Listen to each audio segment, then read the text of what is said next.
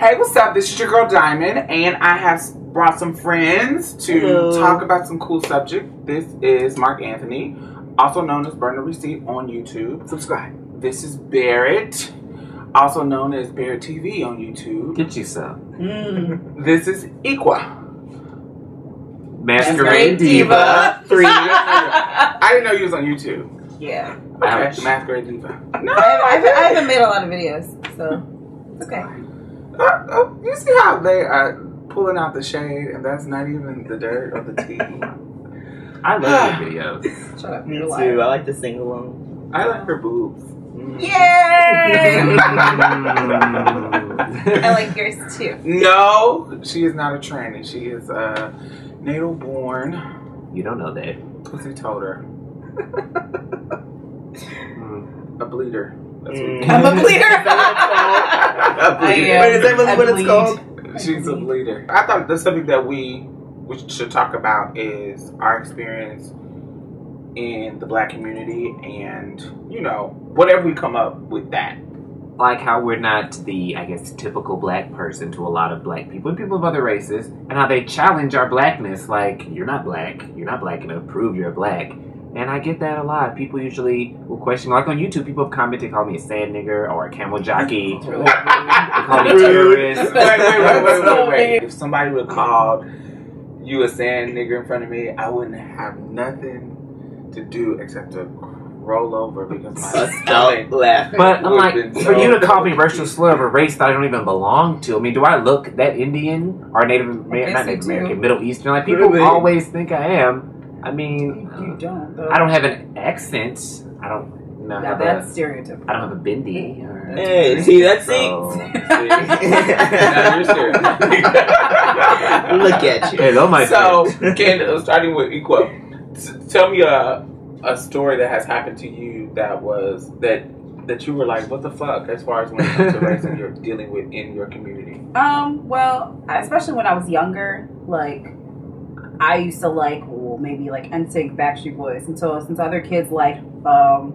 don't know, Master P and like I'm trying to think of like Showing rappers back in the day. Like they'd be like, oh, you're not black. You like these white boy bands. You're not black, and you can't roll with us. I was like, I don't understand. I am black. We're the same. No.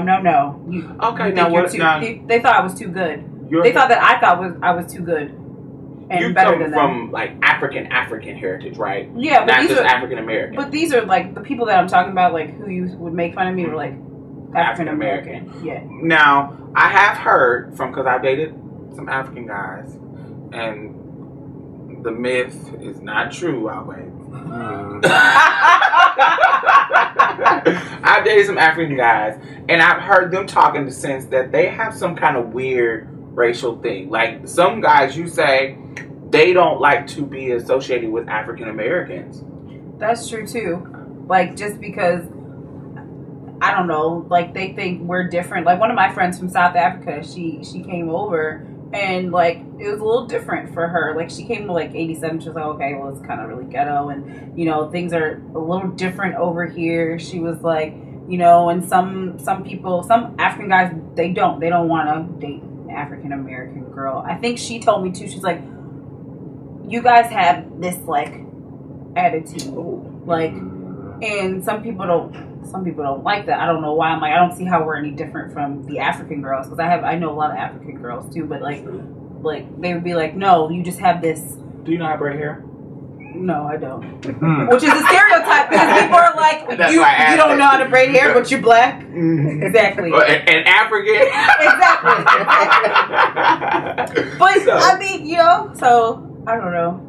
So do you think that your heritage affected how out the box, I guess, that you are in your culture, or just because, honey, this is what I like? I don't think so. I mean, well, like my dad, he's African. My uncle's African. I grew up around African people, but then I grew up around African American people and white people. So, like, because my godparents are white.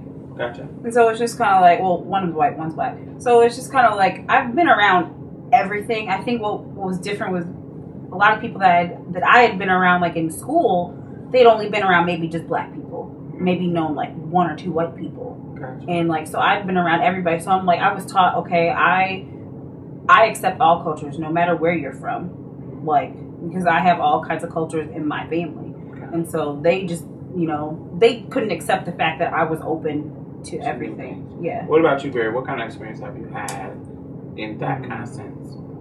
Well, in high school, we went to high school together, and there were not a lot of black people. There was only one other black guy in my class, and well, I mean, Now people we're talking come about in and whole out. school. Yeah, Yeah. like when I graduated, there was one black guy in my class and one black girl, and it was only 16 Ooh. people in my Chioma, Oh yeah. who's from She was- Nigeria. yeah. There's only 16 people in my class and like 87 in the whole school, so there were not a lot of black people. So I guess most of them were like super ghetto, because a lot of people in my school, a private school, where like a lot of black kids were kicked out of their school. That's why they were there. I wasn't there for that reason. So they're like, why don't you act like those black people? And I didn't really talk to the black people like that, other than you and your brother.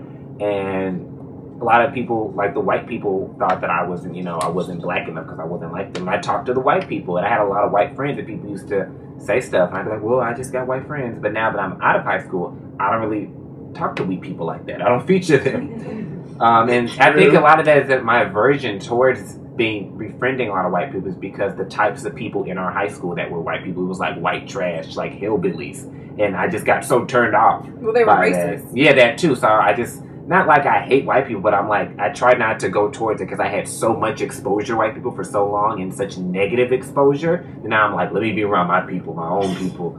And I Had a kind of bad stuck with that. experience. Yes, a lot of Why that. would they say that you weren't white enough? Like, I mean, that you weren't black enough? What were some of the things that they quoted or cited in you that made them feel like you weren't black Like, enough? I've always talked really proper, and that's because that's how my mother talks, and that's how I was taught. Like, a lot of kids these days, they will grow up talking, you know, a lot of slang, and their parents do, and that's what they hear. But my mother was always correcting my English, and always, like, if I say, where's my coat at? Behind that preposition would be her response. So I always, it's just how I talk, and it sounds better. And they'd be like, why do you talk like that? Or like, I never used to say the N-word, nigga. I've been saying a lot lately, which just started out of jest, but now I find myself saying it for real. But before that, I never used to say it. And people, like, kids would be like, yeah, what up, my nigga? And I'd be like, I'm not a nigga. I'm an African-American at the age of, like, 8. And that's probably, you know, putting me out. And then, like, I guess I don't like a whole lot of rap and stuff. I like some stuff, but I just don't feature music like that to begin with. I don't like black stuff. I don't watch the BET Awards. I don't watch Real Housewives or Basketball Wives. I don't relate to, I guess, a lot of black culture. But on the other hand, I do relate to a lot of black culture. I think it's just not in my age group. I'm more of like an old soul black person, I guess. What about you, Mark? Well, I'm just like them. Where Like are you from? San Antonio. Okay, so you're from the South. So the You South, always the way raised South. Right, so you're from the North. South. So my high school, San Antonio, only had about 6 black people. There were only 6 of us, and so like a lot of the What? yeah, there were only 6 of us. I went to a magnet school that was attached to another school. So our school itself, there were only 6 black people, How and many people are in the school? out of like our class may have graduated like I think 80 something. Oh, okay. Yeah, and there were 6 of us, and then like a lot of times, a lot of the stuff that I like to do was the same things that my other white friends like to do. For example, I like to go skating. I like to listen to certain music, My Chemical Romance. Like I like that stuff, and so I'm gonna hang out with people that also like that kind of stuff too. So therefore, like a lot of people always tell me, "Oh, you're not black enough," or a situation that you remember. like being on the bus, I had my, the little Walkman with the CD player that was this big, and then somebody was like, "What are you listening to?" And I was like, "Oh, yeah, I'm listening to My Chemical Romance." And they're like, "What? You can't listen to that. You're black." And I'm like, And this would be white people or black people in there? both. And I was like, "Well, what does my skin color have to do with what I'm listening to?" But With the music. yeah, with music or the TV shows I watch or anything, it's always been like that. Like my dad's Air Force, I've lived everywhere in the world. Well, not everywhere, but mostly everywhere in the world. And so, like, I've been around a lot of different cultures, so I like a lot of different things. And a lot of times, like, a lot of black people or African or stereotypical African American people that you would think of from, like, movies and stuff, really loud and stuff, I don't get along with them because they think that I'm trying to be better than them, or because I talk a certain way, or because I dress a certain way, or because of anything. They think it's okay to like say, "Oh, you think you're better than me." I'm like, no, I just dress the way I like to. I listen to what I like to, and I hang out with who I like to hang out with. my personal experience, because I am hood and I went to a school that was a lot of black people. My personal experience is that I wasn't black enough when it comes to my look. Like, if somebody, like a darker skinned person, would think that I wouldn't go through certain things because I was light skinned. Oh, well, the white people don't treat you a certain way because you light. No. I'm still black, and I'm still the black girl. I'm still, just like you the black girl, I'm the black girl too. They still gonna think I'm stealing when I walk in the store. They're still gonna follow me around. They're still gonna do that. Just because I'm light skinned, that doesn't give me any kind of privileges. So anytime I try to say something, like especially to my friends is growing out of it now, but some of my friends will say, well, you don't understand because you're light skinned and they treat you different. And I'm like, so you basically saying I'm not black, or I don't go through the black experience because I'm light skinned. You know, so, and I thought that was, you know, for me, that's how I've, of all my life, felt like people felt that I wasn't black enough because of that. Then, you know, my eyes are green and brown. I am light. Yeah, I was just looking at you. You look real close. So when people say, and people, when I would be fighting some kind of cause, like say some kind of, like when O.J. Simpson, they felt like there wasn't a place for me to speak on that issue because, you know, you don't have the same. You mix. No, I'm not mixed. My mom is black, and my mom is black, and my dad is black. They actually both are darker than me. They just had a light baby. So, but they feel like, well, you mixed anyway, so you can't do it. No, I'm not mixed. Even if you think I'm mixed. Even if you were mixed, that's still part of me. Yeah, I'm still part. So that's how it's always been for me. It's never been because, you know, you can tell I'm from the hood. So it's never been about, but I also, when I listen to, I'm a music buff. So I listen to My Chemical Romance. I listen to Alanis Morissette. I listen to fucking so many Dixie Chicks. I listen to so many things outside of the box that they like, you mixed.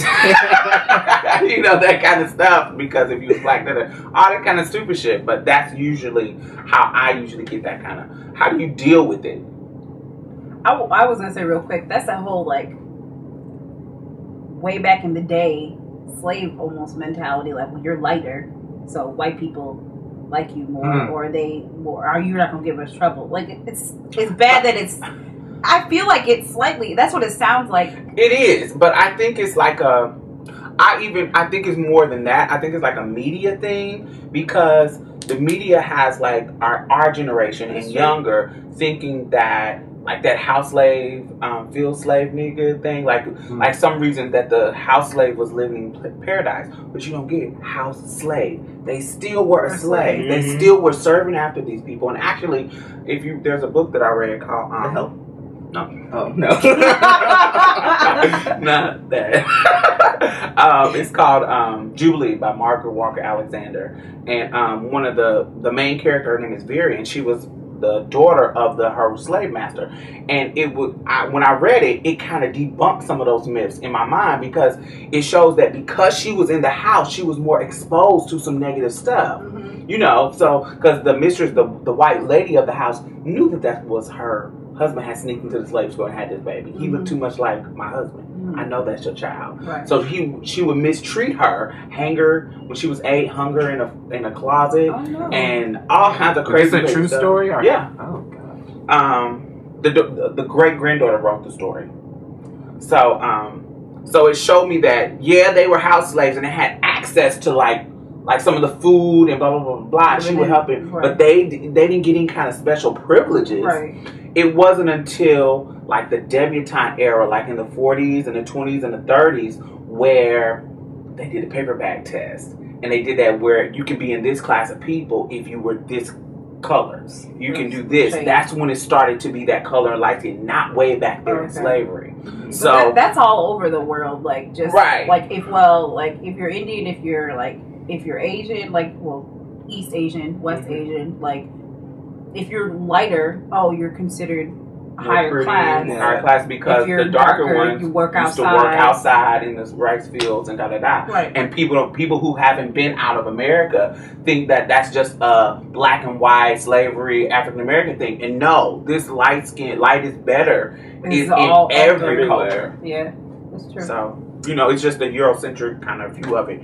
How did you deal with it, Barrett, in maneuvering in high school? Well, of course, now I'm all like, I don't care. I'll do what I want. But back then, I think I would catch myself like apologizing for it or making excuses like, oh, well, it's just because of this, or oh, no, I really am. It's just, but I don't know why I felt the need to defend myself and like not call people on it. Like Rachel Smith, she was doing one of her little impressions or whatever. She was like, oh, I love acting black. Haha, it's so fun. Oh, really? She did Yeah, that? that's cute.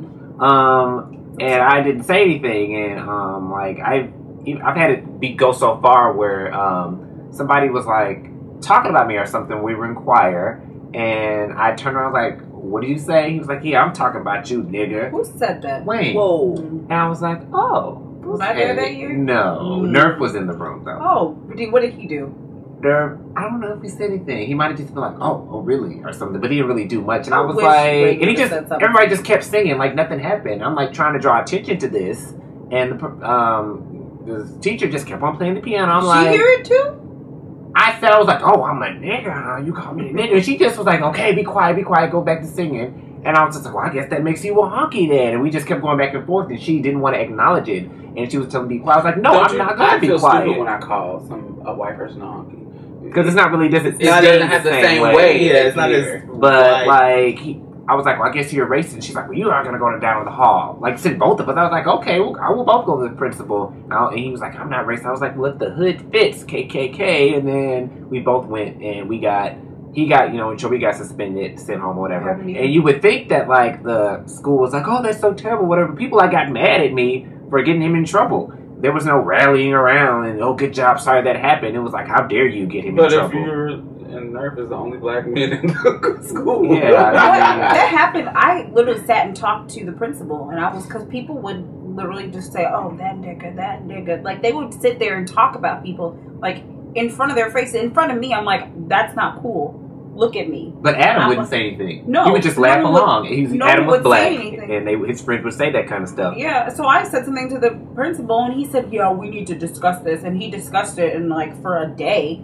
We had like a meeting or something. I don't know if you remember that. It was like a big, wasn't it like in meeting. chapel? Yeah. Yeah. And then it didn't work. It just went right back to where it was. And this is a Christian school at that.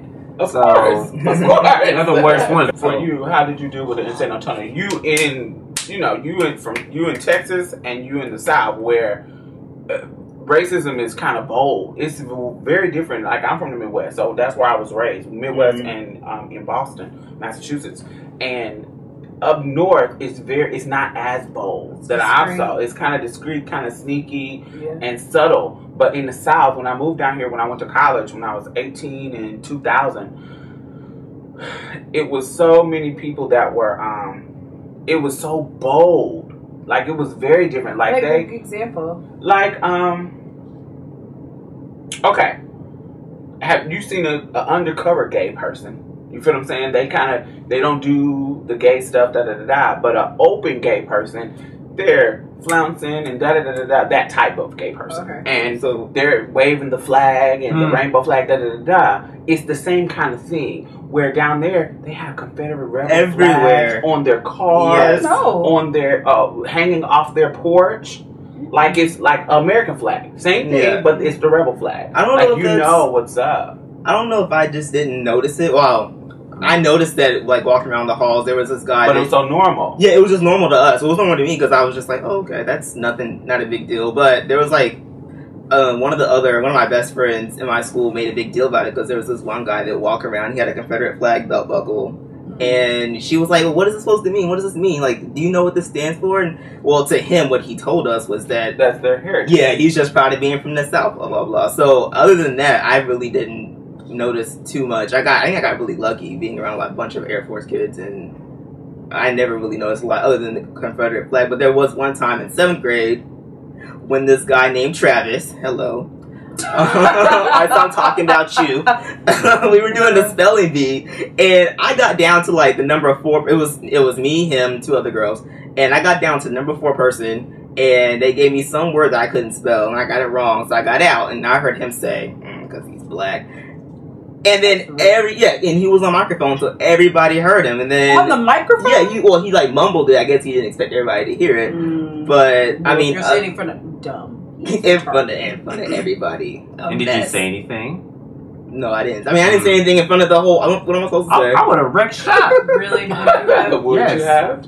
Like, in the beginning of high school, I think that's why I'm so, like, defensive now and cunties, because people used to say stuff to me, and I would let it slide, I wouldn't say anything. Yeah. But then, like, towards the end of high school, I just couldn't take it. Like, the littlest thing, I was going off, like, in front of the whole school. I didn't care. But when you do that, you become the angry black person. Yep. Oh, you're just acting like a coon. You're just acting like a nigga. That's how niggas act. See? You know, like I'm giving them what they wanted. Right. And that's what they were expecting. You're being the stereotype that wasn't true in the first place, that they were calling you, and you're just reacting because you're being a dick to me. And that's how I think that's what happens. Like, especially you being a black woman, you really can understand this, because that really goes with y'all. That angry black woman thing. Yeah. When you are disrespectful to me, and I go off on you like I'm supposed to because you're being disrespectful, right. You're saying that I'm an angry black woman. No, but when a white bitch do it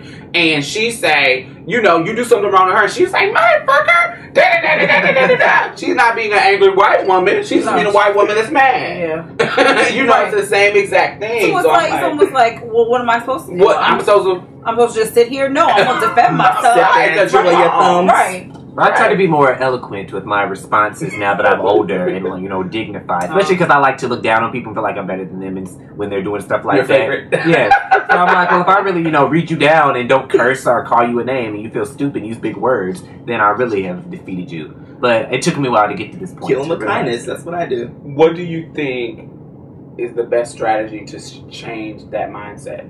To show... The stereotyping? The problem that we're talking about, whatever it is, however you label it, what do you think the stereotyping, the interaction between the races, the interaction between in us, what do you think is the best strategy to change it? Well, first of all, you just have to have an open mind. Like, seriously, the world does not consist of just white people, just black people, just Asian people.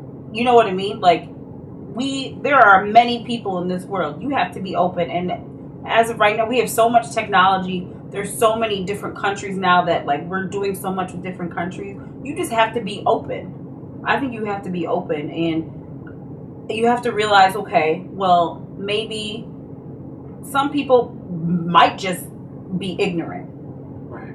Some people just might not know. I've dealt with that. I'm sorry, I'm going to bring it up. China. Like, it took me a while. I was like, I didn't understand why people would tell me, well, I don't understand why you're from America and you're black. And I used to get mad. She said China because she just moved back here to America from China. Right. I used to live there for 4 years. And so I didn't understand. I used to get mad. Like, why don't people ask me, like, well, you're black, why are you from America? The only white people are in America. I used to get mad, but I'm like, but some people just don't know. Like, they haven't had as much access to, like, the media and just things in general that we have access to, so they don't know. Some people aren't living in a city. Some people are, like, in the country, and they've never seen, like, a black person before. Not just in China, but even in America. Some people have never seen white people. Some people have never seen black people. Like, and because we live in America where it's like a melting pot, we've seen so many different type of people.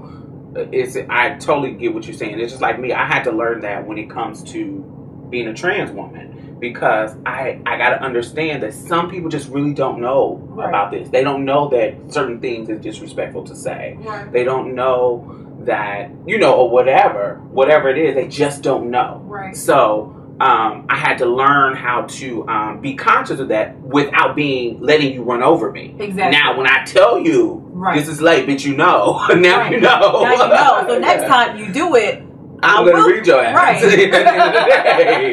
Exactly. So, because now you're not ignorant no more, so now you're choosing to do it. Exactly. So, I definitely get that. What about you, Barrett? What do you think it's going to... I like to be the example and show them, like at my job, there's almost everybody who works there is black. Even like the higher management. And a lot of the people who work there are super ghetto. And a lot of them like don't have educations, and it's like that's all they have. And me, I'm just passing through. But some of them they've been there for years and will continue to be there. And I try to show like I'm gonna stand out. Like, and people have like managers pointed out like you dress really nice and you carry yourself really nice with the guests and all that. Like when I work at the service desk doing returns, I like to show the people, hey, everybody acts like that, because some people get up there, can I help you? Okay, who you is? What is it? I'm just like, really? Like, that's how you talk to people? That's their impression? And all the cashiers, like, look like they rolled out of bed, they're all stained, and just walk around looking sloppy. Are you serious? Mm-hmm. A lot of them, yes. And I want to be the one to, people can look at and be like, oh, there's a nice looking black person. Because all these white people would judge black people on who's, people who are serving them at stores or whatever. And then they get mad, like, oh, you think you're the manager today. I'm like, just because I have on an iron shirt and a button-up or a tie or a vest, like I have like 80 outfits that I wear because I want to look nice. I just want to represent, like, or in class if I'm speaking, I make sure I sound really intelligent because I feel like it's my responsibility to make up for the coons, I guess, in class and at work. Because if I hear somebody ignorant talking in a room full of white people, I'm like, oh, God. So I feel like, let me say something to, like, counteract what they said so they know we're not all like this. Because a lot of people don't know. That's true. Go back to the ignorance. And I think that it's the parents and the exposure, too, when it comes to that. Because I think a lot of black people that are like that, the coons, because they are like that, they feel like if they talk like standard English, this is what English is supposed to sound like. If they talk like that, then they're going to be seen as a sellout. They're going to be seen as an Oreo. They're going to be seen as this. You have to expose them to say, I think as parents, we have to expose our children to say, this is how it's supposed to be done. There are certain... Even little stuff, like my professor used to always say, if you have a child, don't go call them, hey, boo-boo, hey, nay, nay, hey, ray, ray. Call them by their name so they know what their name is. Right. You don't want your child answering to stuff like that. And there's little stuff like that that can add up later because they grow up with that mentality. Like, people have gotten mad because I've asked them simple questions, but they felt like I was reprimanding them as I'm their boss or something just because I was speaking standard English. And I'm like, hey, what's going on? And I don't talk to them like that. And one of the managers did say, well, that's not how they're used to being talked to, so they're always going to think you're doing that. And I said, maybe I should try to talk like they talk. And they're like, no, you should talk how you talk. They should be able to talk like you talk too or understand what you're saying. And it's not your responsibility to dumb it down for them. And it's not in dumbing it down. I remember Lupe Fiasco has a song about that, how, I can dumb it down. Like, if I want to be popular and be all this big old rapper, I can dumb it down for the coons who want me to talk about bitches, hoes, and selling drugs and being on grind. I can dumb it down and make tons of records about that. But that's not my style. I want to be conscious. I want to teach you some shit. When you listen to my music, I want to teach you about something. So therefore, I'm not going to dumb it down. And I think dumbing it down is a slap in the face to the people who went through all the Little Rock Nine. Those people who went through that to get an education, to show that we are not animals. We are not 1/3 of a person. We have the right to do this kind of stuff. We have the right to do, and we can be this, this, and this, and this. All these inventions that we are part of, there's a reason why. Because we are just as, or just equal, and blah, blah, blah, blah, as whoever else. We are all human. Right. So I think that by us being the culture that we have to dumb it down to, is a slap in the face to all those people. And I think the parents and exposure and saying, this is not okay. You need to step your level up. Don't be the girl satisfied with being in the projects with living off welfare. Right. Don't be that. That's not okay. Right. Yeah, get that assistance if you need it. If you're doing bad and you're doing hard and it's hard time, you're trying to get on your feet, get that assistance if you need it. Get on your feet. But get on your feet and be more. So. Exactly. What about you? How do you think that, especially since you're coming from the South, how do you think you're gonna fix it? Well, me personally, I've been told some things. Well, not when I went to college. I was told some things by professors because in a lot of upper level science classes, there aren't a lot of African American males, let alone other African Americans that were in classes with me. So I was told a lot of times, "Oh, you're not gonna be able." What's your degree in? Biochemistry. Okay. And another one in food science. So I was told by a lot of, like when I went to my advisor, I told him I wanted to go to dental school, and he was like, "No, you're not gonna be able to get in there." I don't know if it's because of my race, but I mean, my grade. Yeah, he told me I was not gonna be able to get in. Rude. But I don't want to say it's because of my race, but I mean, my GPA was good. I had extracurriculars. Right. I guess I'm making an excuse for him, but I mean, what else could there be? Sexuality. I don't know what else there could be. So. So by doing that, go ahead. So what I plan to do to fix this is by just getting as much education as possible, by doing everything that I can do to show people that, hey, we're not all like that. All African American people are not like that. There can be some doctors, there can be some lawyers, there can be some, there are some, and have a goal and go for it. Okay. Have a goal with black people. They get comfortable. Don't get comfortable. Don't get comfortable. They do get comfortable. Like the people at my job who just have babies, just like it's nothing, with no education, no man like their boyfriend or whatever's in jail. They're just like, yeah, whatever. I got a link card, I got WIC, I got a medical card, and then they're okay with that. There's no like getting out of that. No talking about going back to school, get another job. You have this minimum wage job, you get 30 cents every year or whatever, and they're just comfortable. And that's the problem. See, they get $3,000 for other dependents. It's free.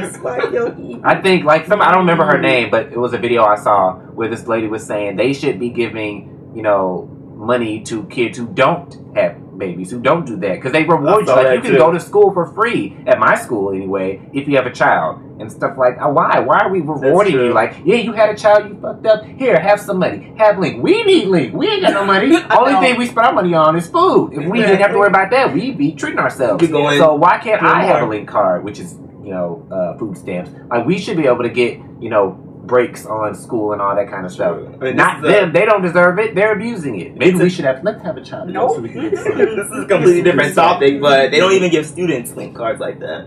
I think that's the fucked up thing about how our society is sanctioned and regulated for everything, because I think that's crazy. I think that is really silly that a person who has nothing can go get Medicaid, food stamps, but a person, I can't, if I'm a student with a certain amount of hours, I don't have any kids, or and I got a good grade point, but I can't even get shit. You can try to get a scholarship. And they ruin it for everybody else, like Section 8. Like, where he lives, his building is very nice, but across the street, identical buildings, people sitting out on the porch all day and boo-booing them in the street, playing football. And even in my neighborhood, in the suburbs, the house next door got foreclosed and they couldn't make their payments. And people from the projects came out with their, $30 of rent a month and were effing everything up. Weren't cutting the grass, weren't doing anything. Next to where you live? Yes. And they tear down the projects and they come out to the suburbs and run us out. Y'all don't have like a neighborhood association?